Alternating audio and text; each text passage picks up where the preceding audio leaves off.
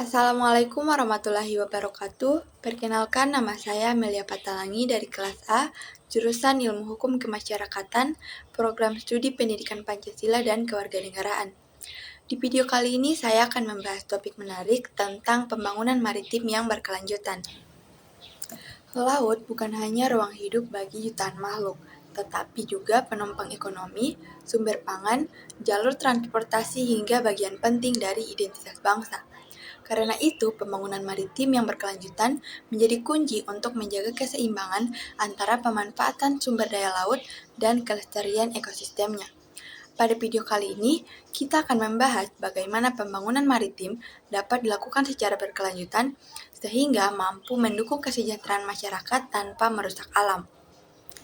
Meski memiliki potensi besar, sektor maritim kita menghadapi berbagai tantangan serius. Yang pertama, overfishing atau penangkapan ikan berlebihan. Banyak jenis ikan yang sebelumnya melimpah kini menurun drastis. Yang kedua adalah kerusakan habitat, terutama terumbu karang dan mangrove. Kedua ekosistem ini adalah pusat kehidupan laut. Ketika karang rusak, maka ribuan spesies kehilangan rumahnya.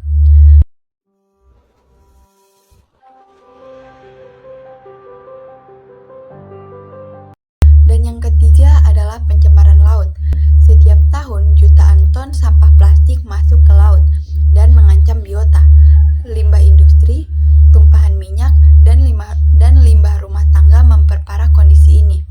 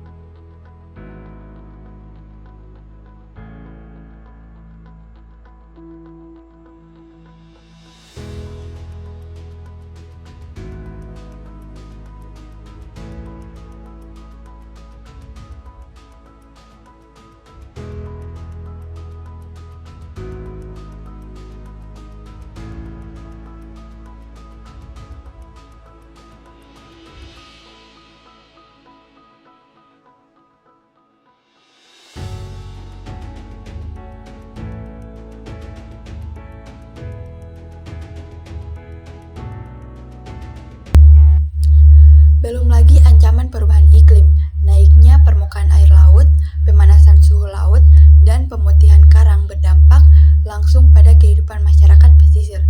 Selain itu, tata kelola yang lemah, konflik ruang laut, dan minimnya pengawasan juga memperlambat upaya pembangunan maritim. Untuk menghadapi tantangan tersebut, pembangunan maritim harus berlandaskan prinsip berkelanjutan. Yang pertama, pemanfaatan sumber daya laut harus dilakukan secara bijak, tidak mengambil lebih banyak dari kemampuan alam untuk memulihkan diri. Yang kedua, perlindungan dan konservasi ekosistem laut harus menjadi prioritas. Terumbu karang, mangrove, dan padang lamun adalah benteng pertama ekosistem laut, sehingga kelestariannya wajib dijaga. Dan yang ketiga, penerapan ekonomi biru atau blue economy, yaitu pendekatan ekonomi yang memanfaatkan laut secara produktif namun tetap menjaga keberlanjutan lingkungan. Yang keempat, penguatan regulasi dan pengawasan. Tanpa hukum yang jelas dan penegakan yang tegas, laut akan terus tereksploitasi.